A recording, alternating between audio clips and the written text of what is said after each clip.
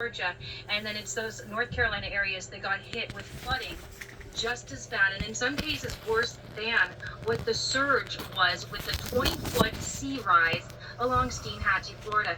Now across Tennessee, North Carolina, that number of people missing is going down as some are being found, but unfortunately what's rising is that death toll.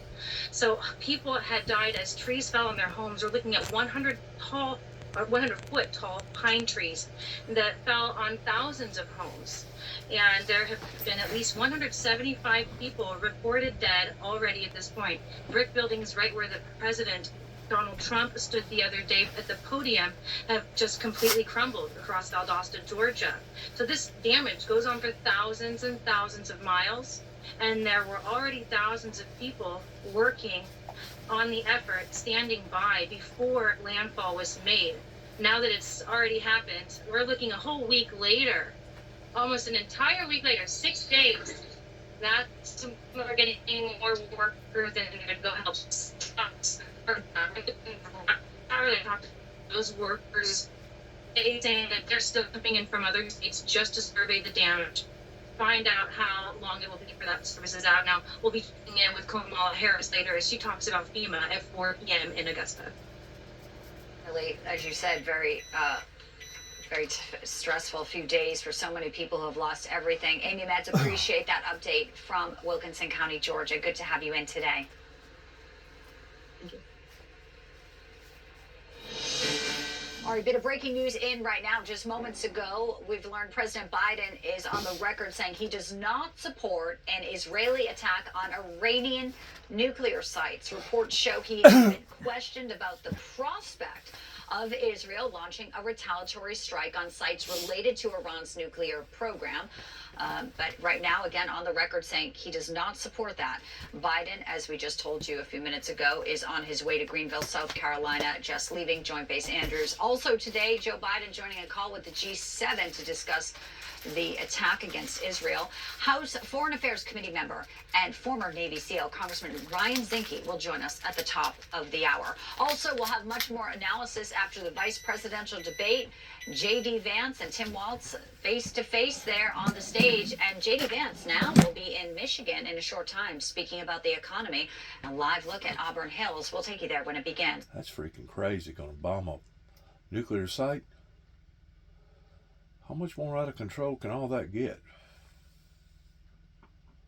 For oil facilities, all in response to yesterday's rocket attack. They assessed some of the damage. One person was killed in the 181 rockets that were sent over to Israel. It was a Palestinian man. Let's get you out live to the Pentagon, where we find our national correspondent Logan Raddick tracking some new information, and obviously President Biden just chiming in on the nuclear piece of this. Logan. Yeah, Bianca, as you just mentioned, President Biden saying he doesn't want Israel to strike Iran's nuclear facilities, but we're hearing from both Democrats and Republicans, like former National Security Advisor John Bolton, here in Washington, that Israel should attack these nuclear facilities in response to Iran's direct attack on Israel on Tuesday. And here was John Bolton on your program yesterday. Freaking crazy. I think they will launch a major response against Iran, quite possibly against the nuclear program, which would be entirely sensible from the Israeli point of view. Now, one Democrat who agrees with John Bolton is Florida Democratic Congressman Jared Moskowitz. He wrote on X, quote, "Iran has made a mistake. It has put its nuclear facilities on the board as fair game," unquote. Former U.S. Secretary of Defense William Cohen, a Republican who was... Well, what happened? Lost. So they're saying something, but they don't agree with or something. They cut them out of the air. From the Pentagon there, obviously the concern is what will happen next. Will there be They censored them. Escalation? I don't know what they were saying. It's the brink of war, and talking about exactly what nuclear facilities that could be a likely target. President Biden just saying again minutes ago that he is not supportive of that. He was asked, and he says the answer is no when questioned about the prospect of Israel launching a retaliatory strike on sites related to Iran's nuclear program. But of course, 181 ballistic missiles fired from Iran into Israel under the Biden-Harris administration, and there most likely will be a response with or without the West and Biden's approval of it. Pleased to bring in right now Republican Congressman from Montana, a former U.S. Navy SEAL and member of the House Foreign Affairs Committee, Congressman Ryan Zinke. A pleasure to have you, sir, as always. Great to be with you. You know, we were watching this play out over the skies yesterday, live on this broadcast, and we wonder what Israel will do now. We know the head of the Iranian Secret Service is set up to target Israeli intelligence. And there was this really interesting, development there. But, big picture, Biden is saying don't go after their nuclear facilities. Israel's basically saying we're going to do what's been working, which is taking out Nasrallah, doing a ground invasion, and now trying to eradicate Hezbollah in addition to its fight with Hamas. Where do you stand with the White House's response moments ago? Well, I'm not surprised. As you know, they watched the Biden administration allow Iran to skirt billions of dollars worth of sanctions. When Iran launched the first wave of ICBMs, these could be loaded with nuclear capability, by the way. Our response was largely nothing. So Israel is doing what they have to do, and probably in many cases what the U.S. should have done. We should have targeted the Houthis. We should have targeted Hamas. We should have targeted Hezbollah as well. They're world terrorist organizations, and largely we did nothing.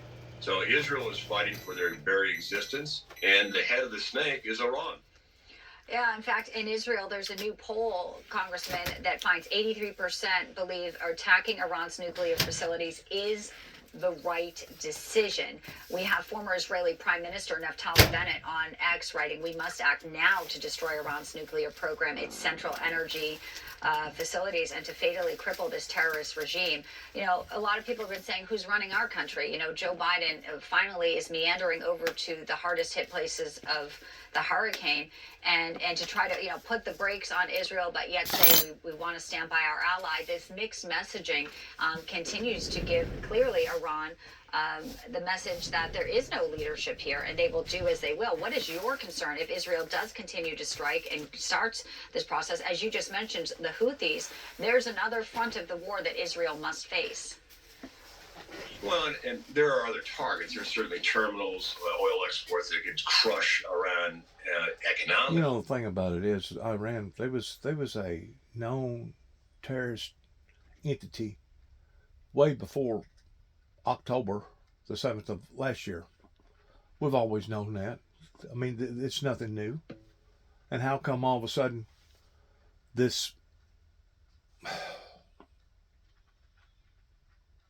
push accelerating is just adding that much more insult to misery, if you ask me. That's my opinion about it. Let's see what they're saying right here. Hope. From this administration that FEMA needs more money, something we hadn't heard from Administrator Deanne Criswell or Vice President Kamala Harris when she tweeted out a picture of herself at FEMA headquarters. She'll be speaking in Georgia today, 2 days after Donald Trump was already on the ground in Valdosta. So we'll see if Biden, who is also going to South Carolina, addresses this. But just right now, U.S. Homeland Security Secretary saying FEMA does not have the funds to make it through hurricane season. Also, a quick update here coming from the State Department. I want to tell you this. The U.S. has organized flights from Beirut to Istanbul. Today, they're trying to allow Americans to leave Lebanon. Obviously, the Middle East on the brink of an escalation and wider war. We're learning right now, State Department organizing flights to get Americans who are in Lebanon out of Beirut into Istanbul. We'll continue Telling to you, track it's getting this. crazy. Also, as we hit the break, we want to know, Newsmax conducting a Snap online poll to see who do you think won the debate? Was it Senator J.D. Vance or Governor Tim Walz? Take a moment and vote. We will let you know all. The way things are heading right now, that's probably going to be the least of our worries pertaining to who won the debate with the vice presidency. I mean, that is really, really getting out of hand over there.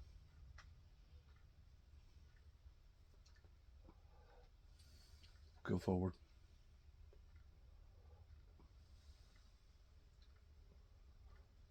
It's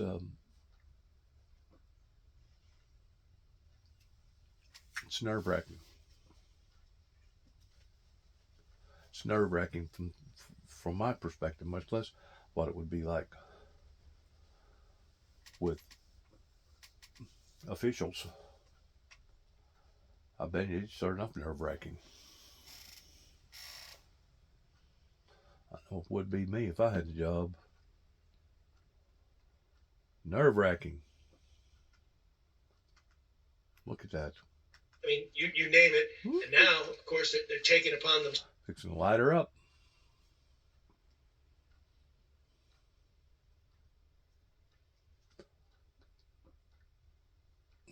They have enemies that state. They're going to drive them from the river to the sea and commit the atrocities that were taken